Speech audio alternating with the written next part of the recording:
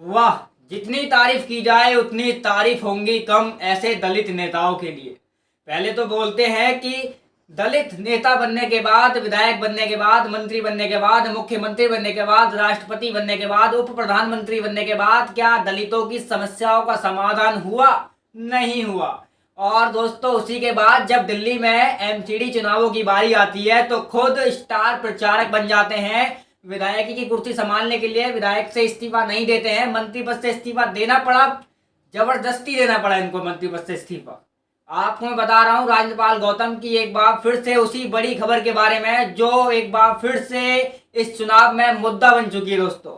हालांकि इस पूरे विवाद को लेकर अरविंद केजरीवाल को भारतीय जनता पार्टी ने फिर से घेर लिया है, लेकिन दोस्तों हमारा लेना देना भारतीय जनता पार्टी और अरविंद केजरीवाल से नहीं है। हमारा लेना देना हमारे उस नेता से है जो समाज के बीच खड़ा था, जो समाज को ये बातें कह रहा था कि मैं बाबा साहब के मिशन मूवमेंट पे काम कर रहा हूं, मैं बाबा साहब के सपने को पूरा कर रहा हूं। लेकिन अब कहां गया वो बाबा साहब का सपना, जिस नेता ने 2 दिन पहले खड़े होकर ये बोला था कि हमारा जो समस्याओं का समाधान है वो किसी भी नेता, मंत्री, विधायक बनने से नहीं होगा, वो मिशन के लिए काम करने से होगा, वो समाज के बीच खड़े होने से होगा। लेकिन अब क्या हुआ? अब तो वो खुद आम आदमी पार्टी के स्टार प्रचारक बन चुके हैं दोस्तों। जी हाँ दोस्तों, मैं आपको बता रहा हूँ, स्टार प्रचारक आम आदमी पार्टी ने अपनी 30 जनों की लिस्ट जारी कर दी है, जिसमें वो अपने स्टार प्रचारकों के बारे में बता रहे हैं कि अब एमसीडी चुनावों में स्टार प्रचारक ये उसके चेहरे हैं बड़े बड़े, जिसमें एक चेहरा दोस्तों दलितों का नेता अरविंद केजरीवाल का जो चाहते हैं नेता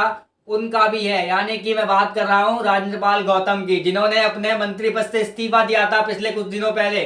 तब भी विवाद खड़ा हुआ था और अब फिर से विवाद खड़ा हो गया। भारतीय जनता पार्टी अब फिर से अरविंद केजरीवाल को हिंदू विरोधी बता रही है। लेकिन दोस्तों बात हिंदू विरोधी नहीं है, यहाँ बात है दलित विरोधी।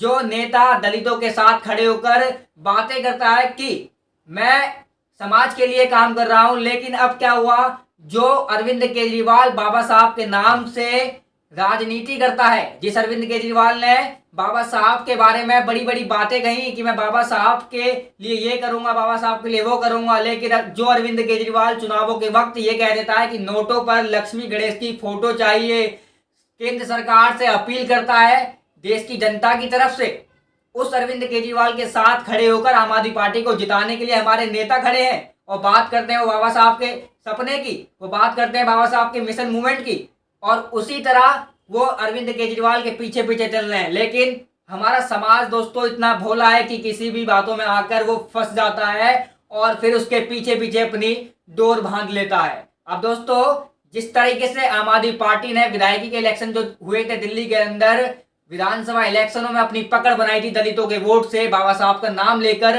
और ऐसे दलितों के नेताओं को अपनी पार्टियों में रखकर, अब उसी तरह से आम आदमी पार्टी एक बार फिर से दिल्ली के नगर निगम चुनावों में इन दलित नेताओं के कंधों पर बंदूक चलाकर दलितों का वोट लेना चाहती है दोस्तों। लेकिन दोस्तों हमें यह देखना होगा कि क्या विधानसभा के चुनावों को जीतने के बाद, दिल्ली में, पंजाब में विधानसभा के चुनाव जीतने के बाद क्या अरविंद केजरीवाल की सरकार ने दलितों के लिए कुछ काम किए?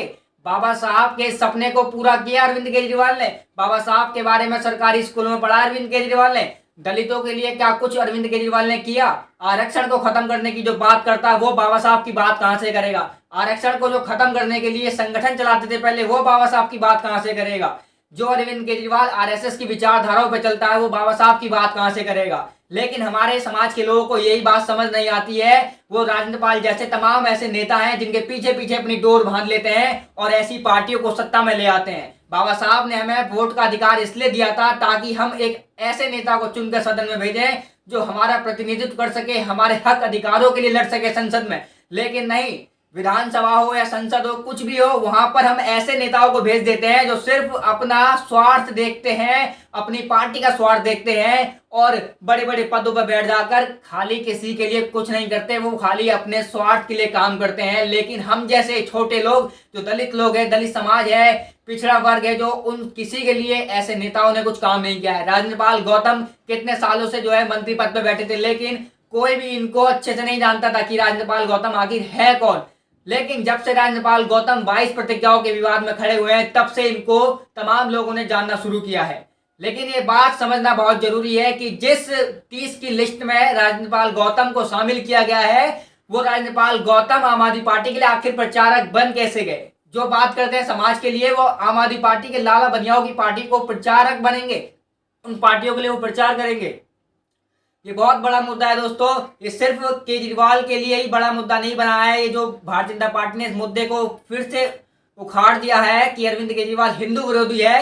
लेकिन दोस्तों हम ये बोलते हैं कि अरविंद केजरीवाल हिंदू विरोधी तो हो गई, लेकिन ये सबसे बड़ा दलित विरोधी है, क्योंकि भारत के अंदर सबसे ज्यादा जो आबादी है वो बहुजन समाज की है। 85% आबादी हमारे समाज की है जो कि हिंदू बने बैठे हैं। लेकिन यहाँ पर दोस्तों देखना यह है कि आखिरकार ये नेता करके क्या मानेंगे? क्या फिर से ये दलितों को गुलामी की ओर ले जाएंगे? एक तरफ तो ये बोलते हैं कि हम बाबा साहब के मिशन मूवमेंट पे काम कर रहे हैं, मिशन जय भीम के लिए काम कर रहे हैं, हम उसके लिए काम कर रहे हैं, लेकिन दूसरी तरफ ये बड़े बड़े नेता जो कि आरएसएस की जैसे विचारधाराओं के लिए काम करते हैं, उन नेताओं के पीछे पीछे ये स्टार प्रचारक बनकर और आम आदमी पार्टी को वोट दिलाने का काम करते हैं, दलित समाज का वोट फिर से काटने का काम कर रहे हैं अरविंद केजरीवाल की तरफ।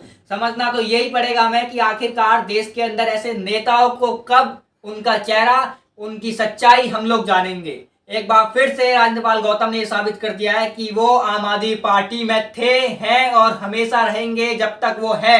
लेकिन हमारे समाज के लोग, जो दलित समाज भोला है, वो इस बात को समझने में भूल कर रहा है, वो इस बात को समझने में देरी कर रहा है कि अरविंद केजरीवाल जिस चाल को खेल रहे हैं, वो वोट कार्ड जो खेल रहे हैं, दलित कार्ड, उसको कब हमारा समाज पहचानेगा। दोस्तों ये बात बहुत बड़ी है। एमसीडी चुनाव जो है, मात्र कुछ दिन रह गए एमसीडी चुनावों में। अगर हमने इस बात को नहीं जाना तो फिर से अगर बीजेपी नहीं तो आम आदमी पार्टी इस चुनाव को जीत जाएगी और एक बार फिर से दिल्ली का सत्यानाश होना दोस्तों तय है। जिस तरीके से पिछले 5 से 7 सालों में दिल्ली में कोई विकास देखने को नहीं मिला है, उसी तरह से एमसीडी में भी अब भाजपा के बाद आम आदमी पार्टी भी कोई विकास यहाँ पर नहीं करने वाली। दोस्तों इस बात को मैं कह रहा, अरविंद केजरीवाल बात करते हैं, बड़े बड़े दावे करते हैं कि हमने दिल्ली के स्कूल चमका दिए। वहीं वो दोस्तों नॉर्थ ईस्ट दिल्ली में आके देख लें सरकारी स्कूलों की हालात, नॉर्थ ईस्ट दिल्ली के वो देख लें अस्पतालों की हालात कि किस तरीके से अस्पताल और स्कूल उनकी क्या स्थिति बनी हुई है, उन सरकारी स्कूलों के बच्चे कैसे हैं। दोस्तों वो बात करते हैं विकास की, वो बात करते हैं सरकारी स्कूलों की मॉडलों की,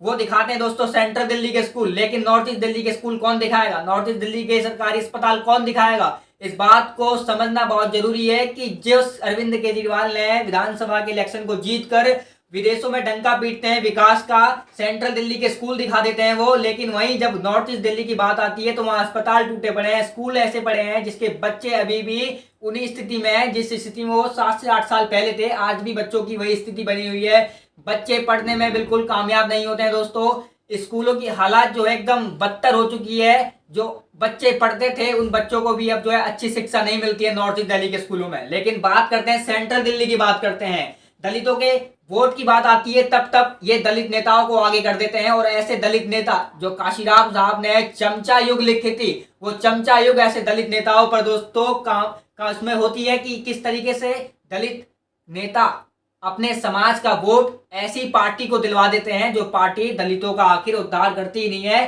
जो बात करते हैं दोस्तों जाति व्यवस्था खत्म करने की, लेकिन ऐसे नेता अरविंद केजरीवाल जैसे तमाम जो है नेता बड़ी बड़ी पार्टियों में, पहले बीजेपी में ऐसे नेता शामिल थे, अब आम आदमी पार्टी में ऐसे नेता शामिल हो गए। लेकिन समाज को समझना बहुत जरूरी है कि आखिर हमारा समाज कब ऐसे नेताओं की पहचान करेगा और कब अपना वोट सही जगह डालेगा। तो ऐसे तमाम वीडियो को देखने के लिए दोस्तों हमारे फेसबुक पेज को फॉलो करते रहें और अगर आप देख रहे हैं यूट्यूब चैनल को तो उसको सब्सक्राइब करना ना भूलें। तब तक के लिए जय भीम, नमस्कार।